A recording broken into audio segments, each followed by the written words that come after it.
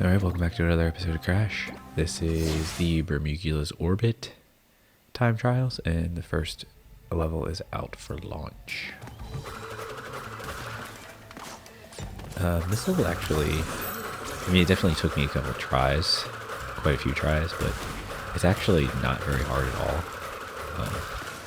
You would think it is with the Ika Ika mask with flipping gravity, but it's really not bad at all.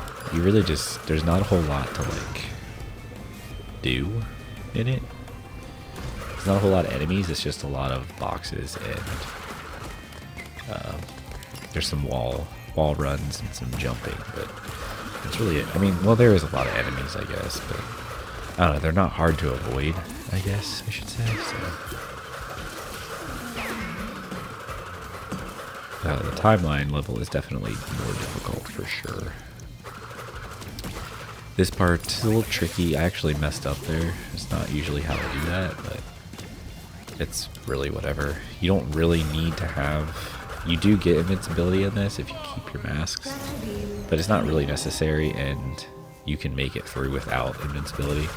Invincibility obviously just gives you that little bit of safety that you're not going to die, but it's easy enough to make it through without it, so I wouldn't worry too much. If you do lose your mask, I would just keep going. This part can be a little tricky too, especially this part. Sometimes it doesn't want you to jump at it, like you try to jump back over to the other wall and it just, Crash just doesn't want to do it. I don't know, it's weird. I prefer to stay upside down here. You may not, you may want to flip around here. But you're going to have to flip around again to land, so you might as well stay upside down. In the timeline level, I actually prefer to stay right side up, but I'll explain that later in there.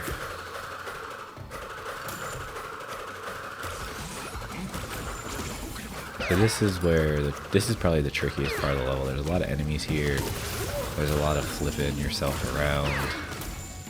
But really, you just want to kind of go through it as quickly as possible.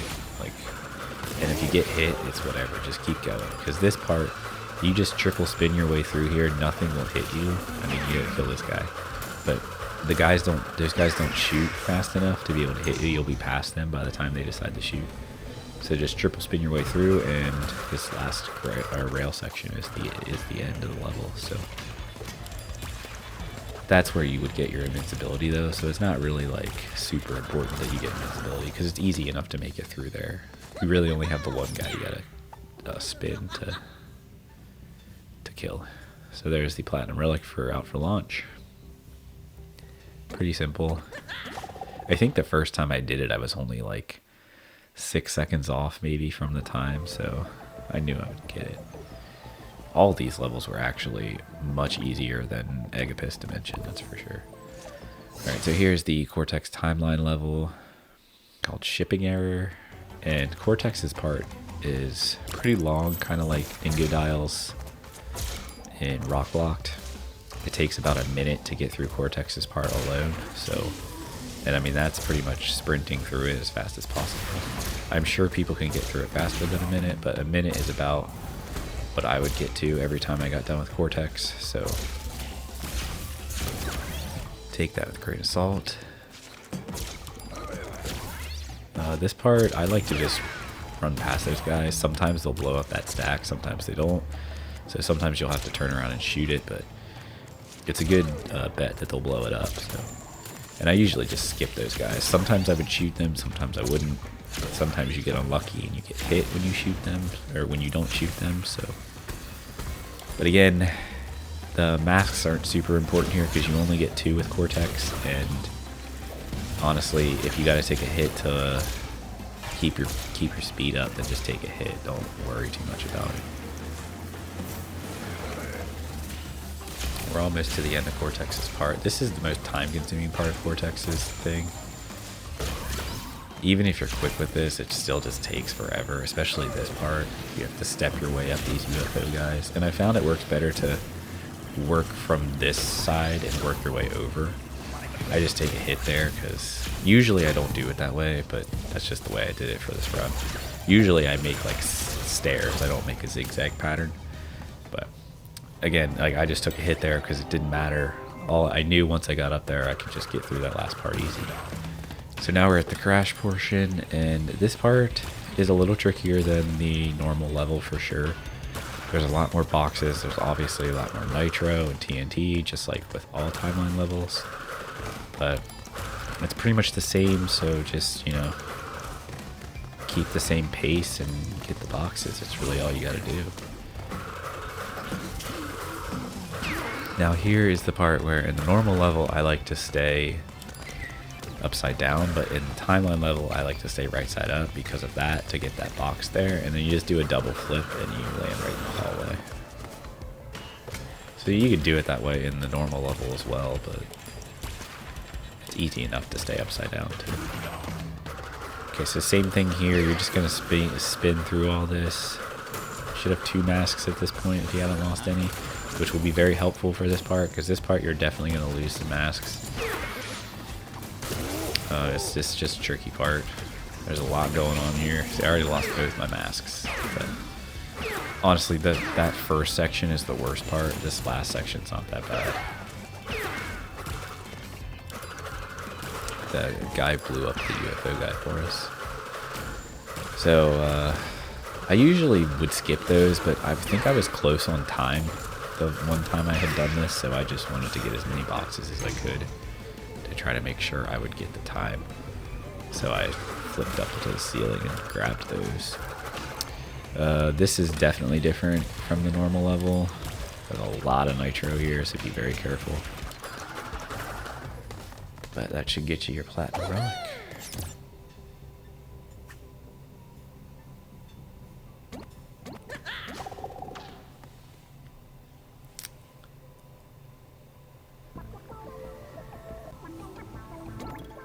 Now, Stowing away is the next level. This level was pretty easy too. Easy as in like it didn't really take me too long to get it. And the first time I had completed it, the time, I was only like 2 seconds off, I think, or something like that. So it was just a matter of cleaning some sections up and making sure I didn't miss any time boxes. Easy platinum relic. I don't know, compared to Rock Block, that level gave me some trouble. That's probably the hardest level so far, Rock Block on Agapus Dimension. Other than the very first island, because that first level is like ridiculous, but I remember having so much trouble getting those boxes in the Insanely Perfect, and I did it so easily in this. This is a spot where you gotta be kind of quick. Same here. Make sure you flip around the right spots here. Be quick here too, don't get smashed. And then you should get invincibility here, so I would just suggest spinning through here. Don't use Econo, because it's not necessary. And yeah, just get your way through there. If you use Econo, you won't be able to get through there as fast as you can with triple spins. Now do this as quickly as possible, and just remember not to get smashed. This is really the only one where you risk getting smashed. The other ones are all pretty straightforward. Just don't run back that way, you won't get smashed. And this one, flip upside down, you won't get smashed. Spin these boxes, take the elevator down. And this is the last section. We get a Conem again, you have to get across this gap. Which, just be careful with your second jump spin in there, because you can do it too early and you won't make it. And then just remove a Conem and just spin your way through this, because you should have masks, so it doesn't really matter if you get hit anyway. And they're stowing away.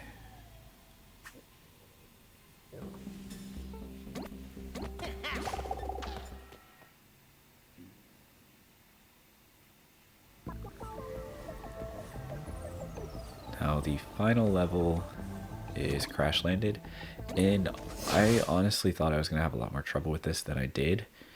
I mean, it definitely took me quite a few tries, but nowhere even close to like Rock Block did. But this one's really not too bad, to be honest. I know this level so well because this was probably the hardest level for me aside from toxic tunnels for Insanely Perfect, this was just a really tough level for Insanely Perfect. But for this time trial, it really isn't too bad. The time is actually pretty forgiving, to be honest. Like it's very relaxed. You definitely want to keep your masks though. I didn't really like that I lost that. We get on Snargle, I think his name is, the devs have said, and we ride him. There's 2 points that I usually burn masks on. One is right here. I just usually burn it on that TNT. You can jump and get that box, but it's just hard to time, so I always just burn the masks. And then the second one is up here. There's a nitro that I just burn the mask on. So I chose to get the nitro one because it has a 2 box, whereas the TNT just has a 1, so it made more sense. Usually you would have 2 masks so you could burn both of them there. You do get a lot of masks in this one though, so I wouldn't worry about using them if you feel that it's necessary. There's really no need to hold on to them. Invincibility is not going to help you very much in this level, in my opinion, so this level is really just about moving as quick as possible and not dying, which is obvious. But now this is the way I like to do this part. I like to just jump and bounce on this 3 till the fire stops, and then just jump upside down and flip. But you'll flip automatically because you lose Ika anyway. Make sure you spin that and get the masks. Now we have 2 masks again. Now we're going to flip upside down, spin that box in the fire thing, break that, trigger TNT, keep moving. We're going to do double jump, hit that. Didn't mean to hit the nitro, but whatever. And then work your way over here like that. I like to just bounce. I usually get both of them, but I was a little late, so I just got one.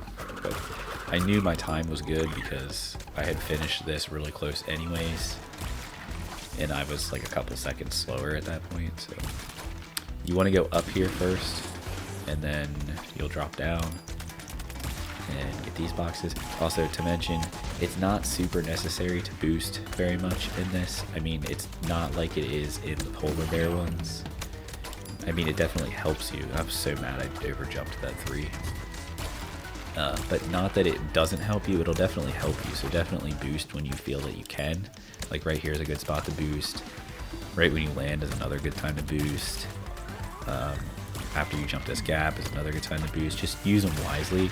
Don't overdo it though, because you can overjump things, and it really sucks because this level's long. So, but like I said, it's not super necessary to do it. I mean, you are gonna have to do it a couple times at least, but don't overdo it and try to do it as many times as you can, because it's not going to save you that much time, and it's really not necessary to do it that many times.